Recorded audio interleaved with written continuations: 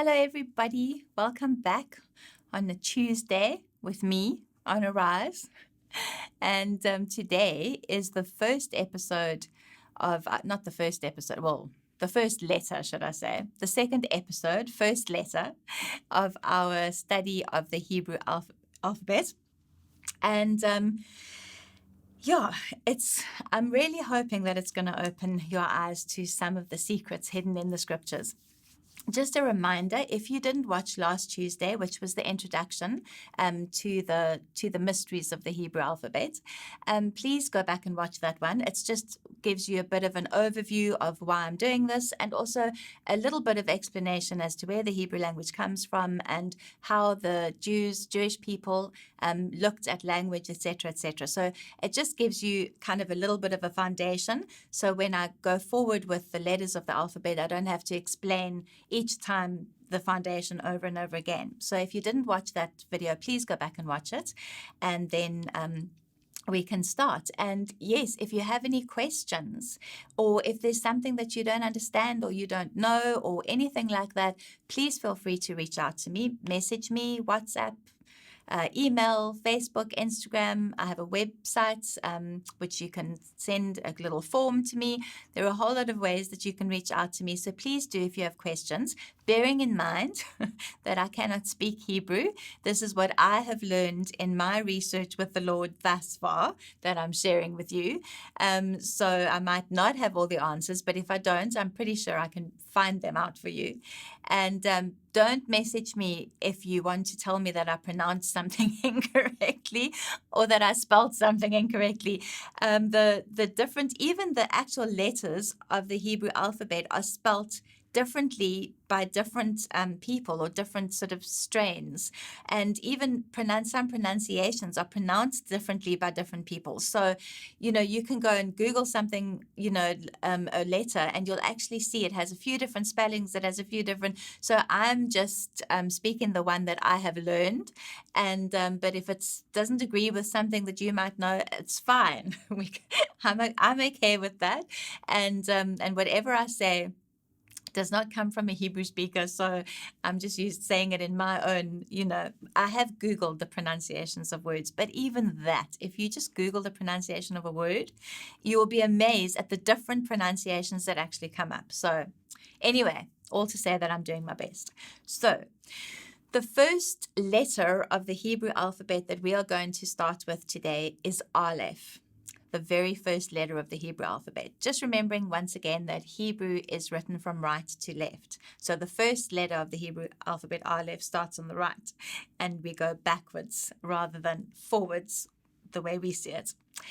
And what I'm going to do is, for each one of these letters, I'm going to give you the pictorial meaning, the phonetic pronunciation, and then the numeric meaning, because as I said in my intro video, the Hebrew language is the only language that is actually both pictorial and phonetic, and then it also has a numeric association with it as well. There weren't numbers in the Hebrew language in the early days, so they used the alphabet for that as well. So Aleph, the pictorial. Now, when I talk about the pictorial, what I mean is we're looking back into ancient Hebrew.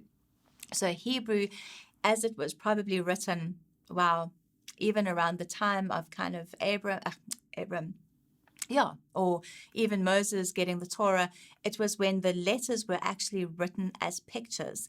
And often when you look back at the ancient Hebrew and you actually see the picture for the letter, it just makes such perfect sense. So the pictorial symbolism, or the pictograph for Aleph, is an ox head.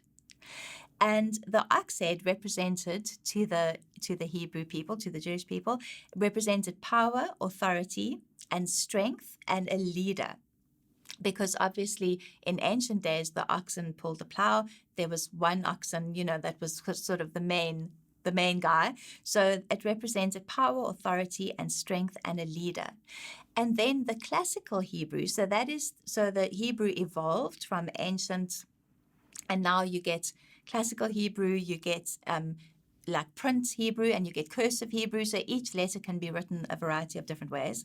The classical Hebrew looks like 2 yods, which is another Hebrew letter we'll look at later, plus a diagonal vav, which is also a Hebrew letter that we'll look at later. And why I'm telling you that is because for the Jewish people, the way the letter is made up is just as important as the actual letter itself. So the fact that the letter Aleph is made up of 2 yods and a vav actually means something to them. Now, when you look at Aleph phonetically, Aleph actually has no sound. It's a silent letter. It's just that's just the way it is. I'm not sure why. But it has no sound of its own, but then usually there is a vowel associated with it. So that's how they make it have a sound. And then the number associated with Aleph is 1. So we all know that 1, the number 1, it speaks of unity and it speaks of the beginning. But at the same time, if you add up the parts of the letter Aleph, which is Yod plus Vav, you get to the number 26, which in Hebrew thinking is the same number as in the sacred name for Yahweh, which is then seen to link Aleph to Father God. And you'll see, as you watch these, you'll see where I'm going with this, because it's actually a story that just goes right through the alphabet. It's beautiful. So Aleph represents 1, it represents the beginning, it speaks of unity, and it also speaks of Father God. And you can understand how they can also link it with that because of the fact that Aleph, the pictograph is an ox, which represents power, strength, authority, etc., etc. It can be pronounced A or L. So in other words, the word Elohim and the word Adonai both actually begin with Aleph. So that can complicate things slightly sometimes when you're looking at it from an English perspective. Now, if you look at the classical Hebrew way that Aleph is written with the 2 yods and the vav, it was seen by Hebrew scholars to represent the upper realm of heaven. So it's like the two pieces are reaching up to heaven, and then the 2 lower bits are reaching down to earth, and they are connected by the humility of a body, which then points directly to Jesus. So that's part of the symbolism of Aleph, which is just absolutely incredible. And this is emphasized, so we all know, or we should all know, in Revelation 22, verse 13, where Jesus says that in our translation, Jesus says, I am the Alpha and the Omega, the first and the last, and the Amplified adds the before all and the end all. But actually, what he said in the Hebrew is, I am the Aleph and the Tav. So he actually, he didn't say Alpha and Omega because that wasn't the Hebrew alphabet. He said, I am the Aleph and the Tav. I am the beginning and I'm the end. And the Tav, when we get there, you'll see, is actually in the shape of a cross. So he was already looking ahead, So here's the Aleph and the Tav. Then the Aleph also represents the 3 in 1 because there are 3 parts to Aleph, but it actually adds up to 1.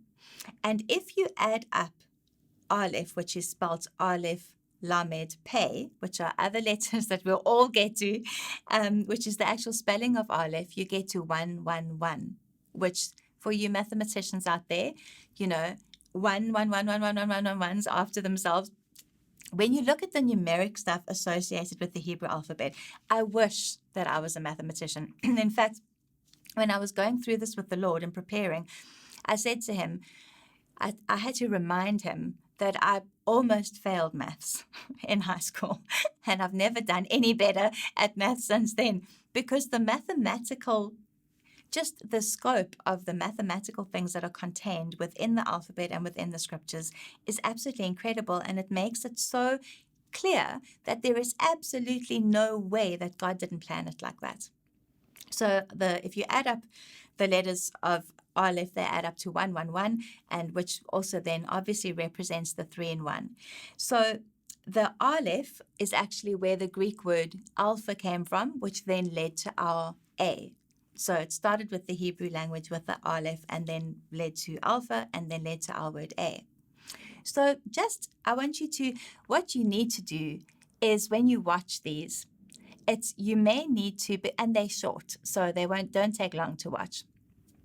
as I go on through the story, through the rest of the letters, you may need to just come back to some of these because you're going to see how they're all joined into this incredible story, which is just written in the Hebrew alphabet. So that is the letter Aleph, our first letter of the Hebrew alphabet.